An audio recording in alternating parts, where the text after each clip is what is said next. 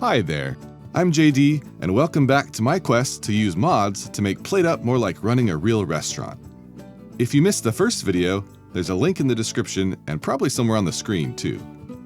In part 1, I talk about how I'm using the More Money mod to start with 10,000 coins, the Custom Difficulty mod to automate blueprinting, provide more options and make rerolls start at 0 coins each day, and the TrashToCash mod to get half of the coins back when I trash appliances. With those changes, I made it through day 15 without too much trouble, so let's see how I fare in overtime. I'll give you a moment to take in some of the setup I have, and then we'll jump into the actual day. I've got automated dishes, automated pizza, and mostly automated broccoli soup. I also have some automated plating on the lower table. In part 1, I also mentioned I made a mistake with my pizza automation, so see if you can figure that out before I do.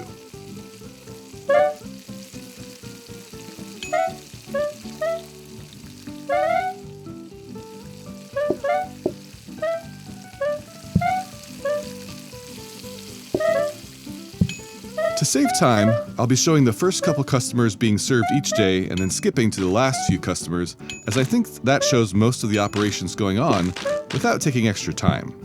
Some of those overtime days get kinda long. I'll also try to show a comparison of before and after the changes I make during each prep phase, so you can more easily compare.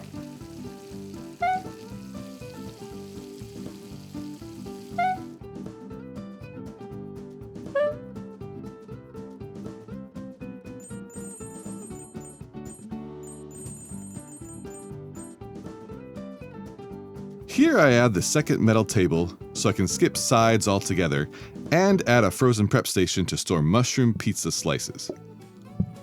Other than that, I think I'm just tweaking the layout a little to save some space.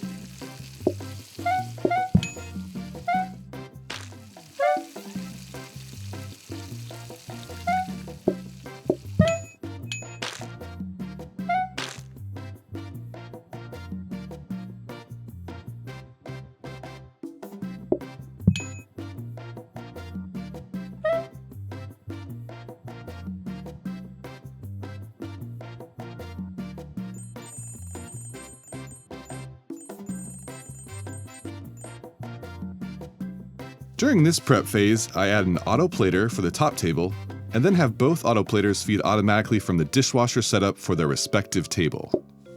I also need to apologize here because I didn't manage to record the rest of day 3 prep, so we'll jump right to the end of the actual day. Because of that, we'll miss me adding another frozen prep station for the cheese pizza slices, and an ordering terminal and serving conveyor.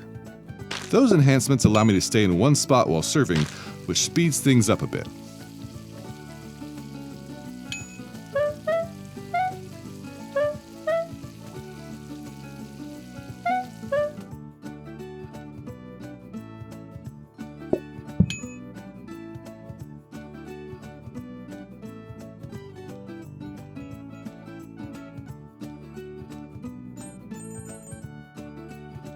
I'm going to choose onion rings here because I don't have to serve sides at all thanks to metal tables. However, I will set up the automation for it to see how much money it makes. Maybe it'll be worth serving anyway. I also changed my serving conveyor so it goes to a teleporter between the two tables. This allows me to serve to one location for both tables and have a way to fix mistakes even though I can't reach either table right now. If I send the wrong thing, it'll just come back to me and I can trash it using the compactor bin next to the return teleporter. Did you figure out my mistake with the pizza? I was making 2 complete lines of pizza from the initial ingredients instead of making cheese pizzas and then having 2 lines of cooking, one that adds mushrooms and one that doesn't. Here's where I fixed that. In a moment of clarity, I realized I was assuming that 2 types of pizza means 2 full pizza lines. But when I questioned that assumption, it turned out I only needed to add mushrooms before cooking. Everything before that could be the same. Questioning assumptions is a great practice. You never know where you might find out you're doing extra work that isn't even necessary. Once I figured that out, adding a freezer for uncooked pizzas was another logical step to help get that first pizza cooking faster.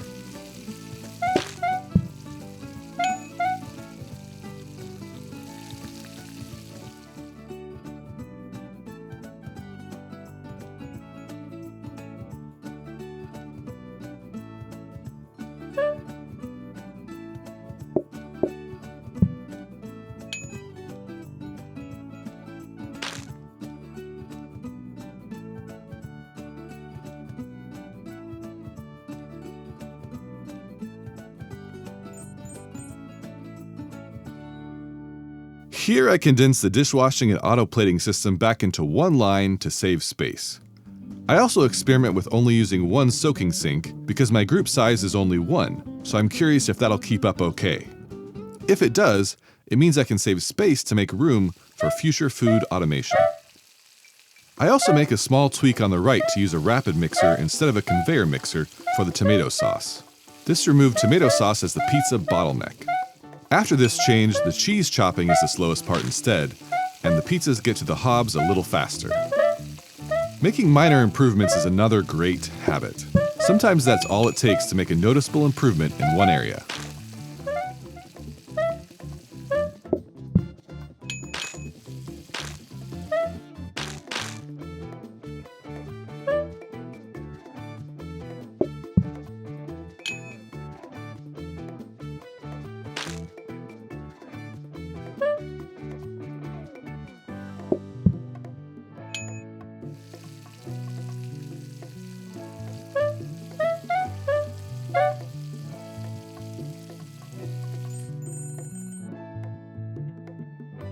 Since this is a decoration day, I think I just changed the look of the restaurant a little. But see if you can spot any other adjustments I made. Maybe I missed something interesting. Let me know if you find anything.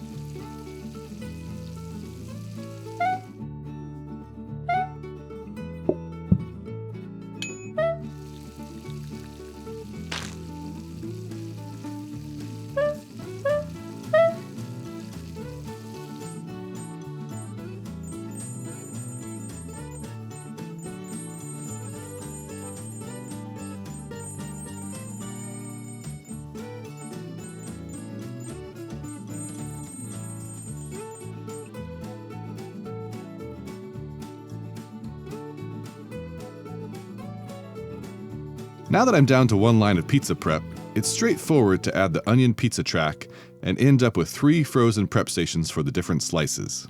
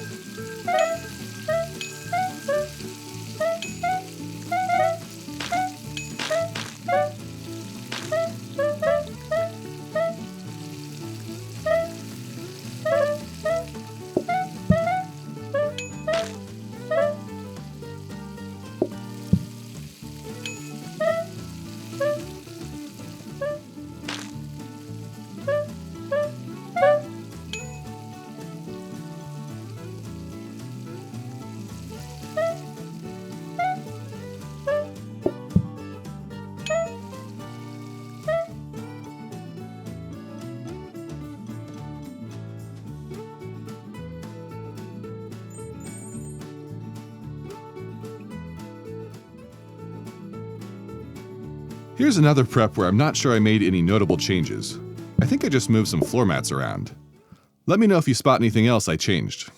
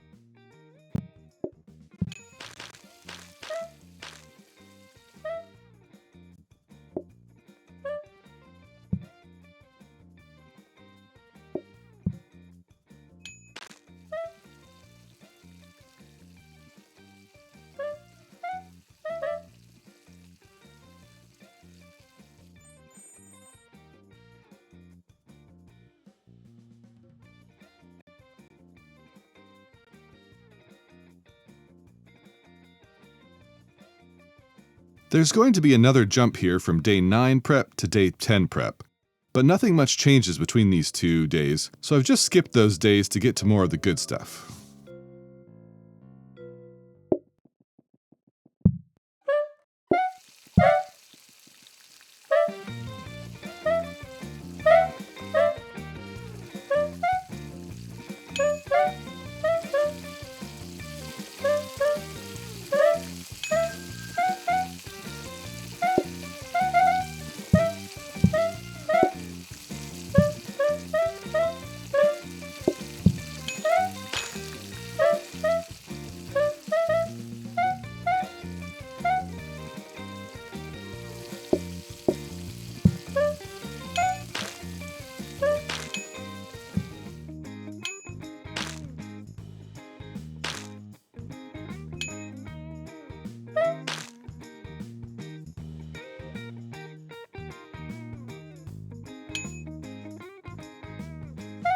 During this day, I made one side of corn on the cob by hand and served it to find out how much money it made, so I can decide if the extra money might be worth the space to automate and serve that, even though I don't have to. You'll see it makes 3 coins in the tally. I end up removing that later, as I didn't think it was worth it.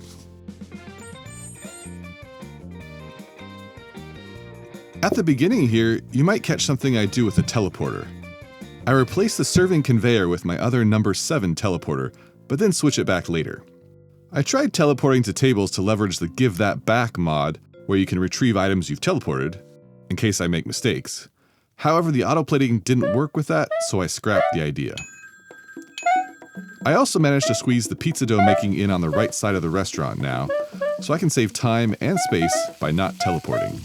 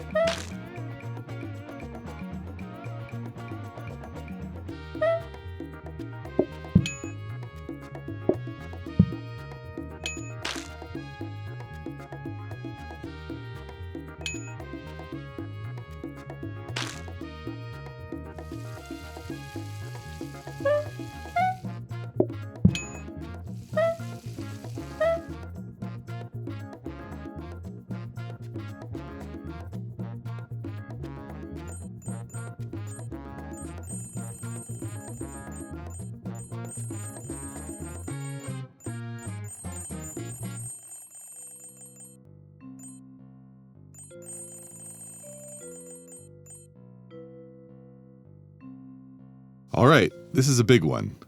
I make a bunch of changes to allow for a whole extra table.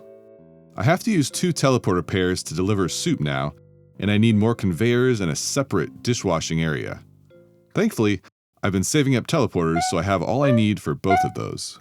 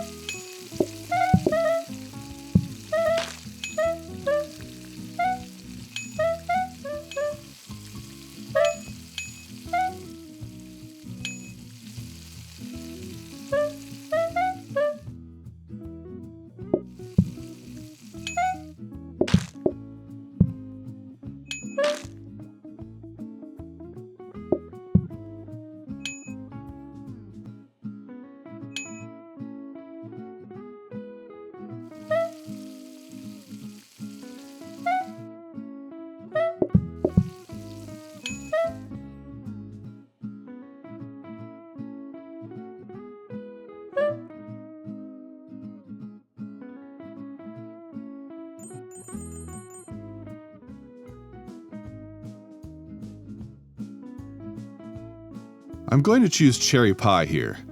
I know it's another course which will slow things down, but the reduction in customers will help, and that seems better to me than adding 25% more customers. I'll automate the pies using the room at the lower right corner of the space, and then teleport them right next to me. That end teleporter also happens to be next to the lower table, so that's one table that will get the pies automatically.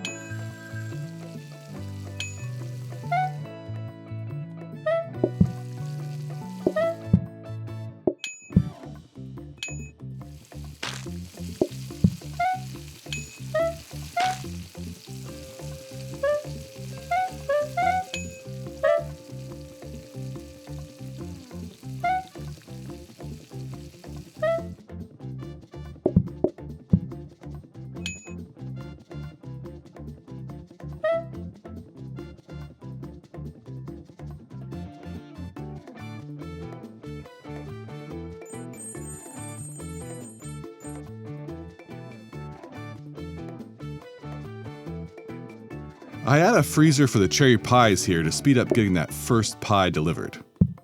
I also increased the seating capacity of a couple coffee tables for some reason. I really have no idea why.